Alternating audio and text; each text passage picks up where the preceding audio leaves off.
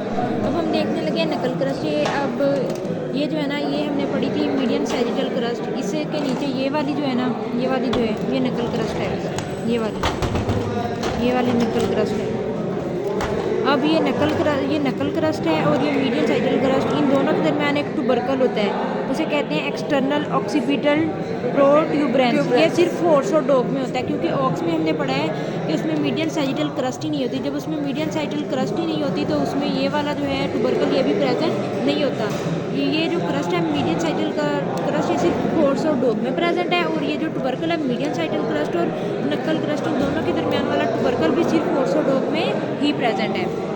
फिर आगे हम कॉर्नुअल प्रोसेस की बात करें। ये जो है ना, ये इसे कॉर्नुअल प्रोसेस कहते हैं। ये जो है ये फ्रंटल बोन जो है ना, ये सारी फ्रंटल बोन है, ये उसकी एक्सटेंशन है, इसे कहते हैं कॉर्नुअल प्रोसेस। अब अगर इसकी बात करें ना, इसमें जो है, इसमें ये जो इंटेगुमेंट्री प्रोसेस जो है ना, अगर इसके ऊपर प्रेजेंट होगा, चढ़ा हुआ होगा, तो हम इसे होर्न कहेंगे। अगर एब्सेंट होगा, ये देखो इसमें देखें तो इसमें जो है इंटेगुमेंट्री प्रोसेस नहीं है, तो इसे हम कहेंगे कॉर्नुअल प्रोसेस। ये किसकी एक्सटेंशन है? ये फ्रंटल बोन है, इसकी एक्सटेंशन है, ये आगे को निकली हुई। फिर आगे हम बात करते हैं ऑक्सीपिटल कोंडाइल की। अब डॉग के ले लेते हैं कि ये वाला जो है ना, ये यहाँ पर एक कोंडाइल ये है, एक कोंडाइल ये है, ये जो दो आगे को निकले हुए थे, इसे कहते हैं ऑक्सीपिटल कोंडाइल। और ये जो ओपनिंग है ना, ये जो सुराख है, इसे कहते हैं फोरामेन मैग्नम। ये वाला जो है फोरामेन मैग्नम। और ये जो है, ये जो प्रोसेसेस हैं, इन्हें कहते हैं ऑक्सीपिटल कोंडाइल। ये देखो ऑक्सीपिटल कोंडाइल। अच्छा, इधर को ज़्यादा परमानेंट है। अच्छा, फिर ये वाली जो है ना, ये ऑक्सीपिटल कोंडाइल। अब इनसे आगे ये वाली जो हैं, इसे कहते हैं पैराकोंडाइलर या फिर जुगुलर प्रोसेसेस जो हैं। ये जो है ये वेस्ट माइंड पे होता है, फोरामेन मैग्नम और ऑक्सीपिटल प्रोसेस जो होता है, सॉरी ऑक्सीपिटल कोंडाइल जो होती है। ऑक्सीपिटल कोंडाइल और फोरामेन मैग्नम वेस्ट माइंड पे होता है, और यहाँ पर जो है इसके साइड पे फिर पैराकोंडाइलर या फिर जुगुलर प्रोसेसेस होते हैं।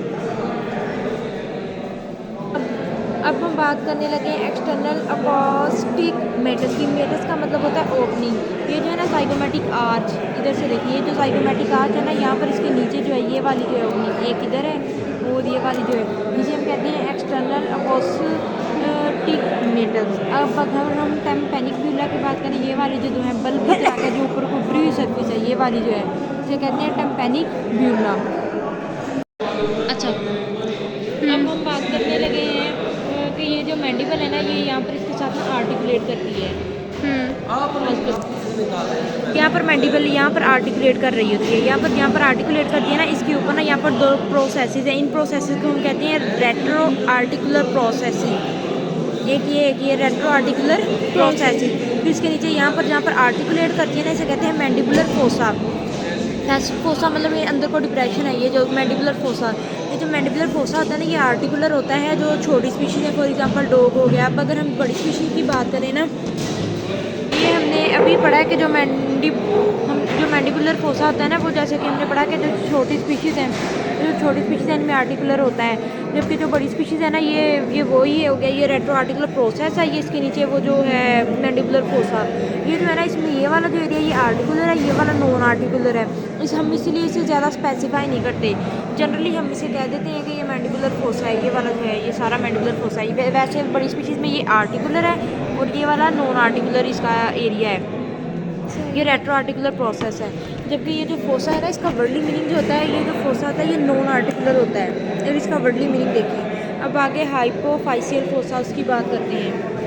ये जो हाइपोफाइशियल फोसा है, अब हम हाइपोफाइशियल फोसा की बात करते हैं। फोसा का मतलब कि ये डिप्रेशन होगा, ये क्रेनियल कैविटी है, इसके ऊपर ब्रेन होता है, ब्रेन की बेस पर ना, मतलब ब्रेन के नीचे यहाँ पर ना, ये हाइपोफाइशियल फोसा है। ये वाला अंदर को ये डिप्रेशन सा है, ऐसे अंदर को ये डिप्रेशन सा होता है यहाँ पर, इसे कहते हैं हाइपोफाइशियल फोसा।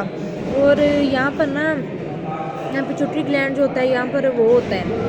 फिर आगे हम सेरिबिफॉर्म प्लेट की बात करते हैं ऑफ एथमॉइड बोन। ये वाली जो है ना, ये वाली जो है इसे हम कहते हैं सेरिबिफॉर्म प्लेट ऑफ एथमॉइड बोन। इसके अंदर ना होल्स हैं, सुराख हैं, यहाँ पर ना ओल्फैक्टरी नर्व्स होती हैं।